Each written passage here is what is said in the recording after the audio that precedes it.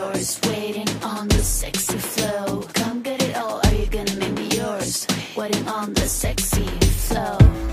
I'm trying not to think about.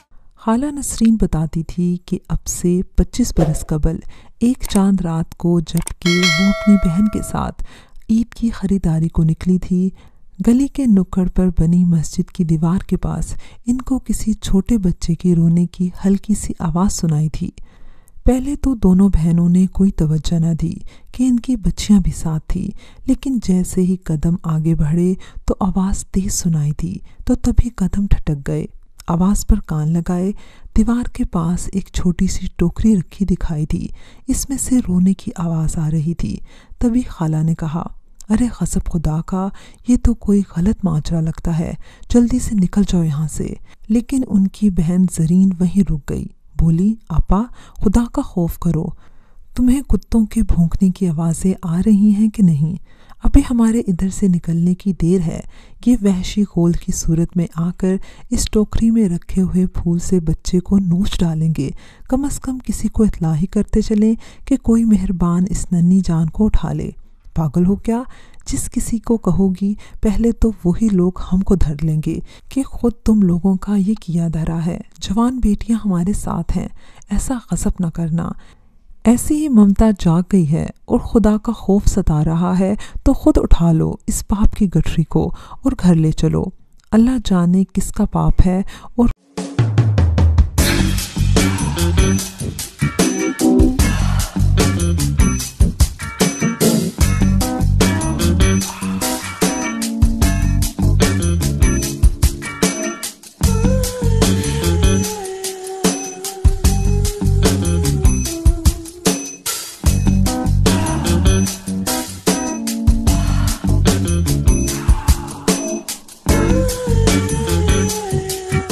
कौन बदबख्त इसको यहाँ फेंक कर चला गया है।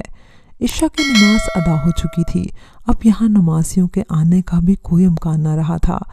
ज़रीन की बस एक ही बच्ची थी जो उस वक्त 7 बरस की हो गई। दोबारा औलाद की चाहत थी। बस छोटी बहन ने टोकरी उठाकर बगल में दाब ली और तेज़ी से घर की राह ली। घर भी बाजार से कुछ दूरी पर ना था, पैदल का रास्ता था। खाला नसरीन छोटी बहन के हमरा चली आईं। टोकरी को खोलकर जो देखना था और इसका मसला भी हल करना था। जब टोकरी से रुमाल हटाकर देखा तो मासूम फूल सी चंद घंटों की बच्ची नए कपड़ों में लिपटी हुई थी। फीडर और दूध का डब्बा भी मौजूद था। जिस किसी ने भी इसे मस्जिद की दीवार की ओट में रख दिया था, ये सोचकर साथ खुराक का भी सामान रख दिया था कि अगर किसी मेहरबान ने उठा लिया तो भूखी बच्ची को सबसे पहले खुराक दी जाएगी। वही हुआ। सबसे पहला काम ये किया गया कि खाला ने फीडर में डब्बे का दूध बनाकर बच्ची के मुंह को लगाया। बच्ची भूखी थी, इसने मिनटों में दूध ख़त्म किया और फिर सो गई। ज़रीन ने कहा, नसरीन आपा, अब तुम लब सी लो और किसी से इस मामले का तस्करा न करना। ये बच्ची मैंने गोद ले ली है, इतनी मासूम और खूबसूरत है कि जालिम ज़माने के हाथों इसको पामाल होते नहीं देख सकती। अब किसी के हवाले न करूँगी। ये बच्ची अल्लाह ने मेरे लिए बनाई है कि इधर से हमारे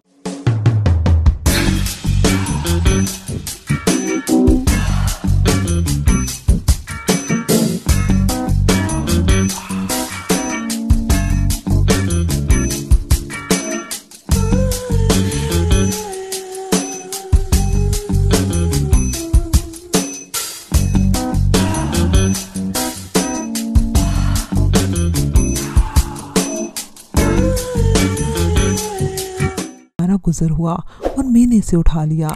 यूं ज़रीन अम्मी ने मुझे एक दिन की बच्ची को गले से लगा लिया। मैं तो लावारिस थी।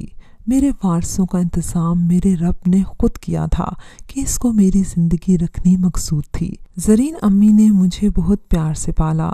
इनके शोहर भी नेक आदमी थे, कभी बाप की कमी महसूस न होने दी। मैं रहीम साहब को ही अपना बाप समझती थी और इनकी बेटी अनीता को अपनी सगी बड़ी बहन जानती थी, क्योंकि इन लोगों ने मुझे सगी बेटी जाना था। कभी किसी ने नहीं बताया कि मैं ज़रीन और रहीम साहब की बेटी नहीं हूँ, बल्कि इन्होंने मुझे गोद लिया है और मैं मस्जिद की दीवार के पास से टोकरी में पड़ी हुई मिली थी। خالہ نسرین نے تو زرین امی سے بھی زیادہ مجھے پیار دیا۔ جب میں ذرا بڑی ہو گئی تو ان کے پاس رہنے جاتی۔ وہ مجھ سے بے حد پیار کرتی، ہر فرمائش پوری کرتی۔ نسرین خالہ کی 2 بیٹیاں اور 1 بیٹا تھا۔ ان کی بیٹیاں آپی انیتا کی ہم عمر تھی اور بیٹا ریحان مجھ سے 6 برس بڑا تھا۔ یہ سبھی مجھ سے پیار کرتے تھے اور میں ان کے درمیان پھولوں کی طرح مہکتی تھی۔ خالہ نسرین کا خیال تھا کہ وہ مجھے بہو بنائیں گی۔ ایک تو میں بے حد خوبصورت تھی، پھر تمیزدار بھی بہت تھی۔ ریحان بھی مجھے پسند کرتا تھا۔ میرے توسط سے نسرین خالہ کا رشتہ زرین امی کے ساتھ اور زیادہ مضبوط ہونے والا تھا۔ خدا جانے میرے ابو رحیم صاحب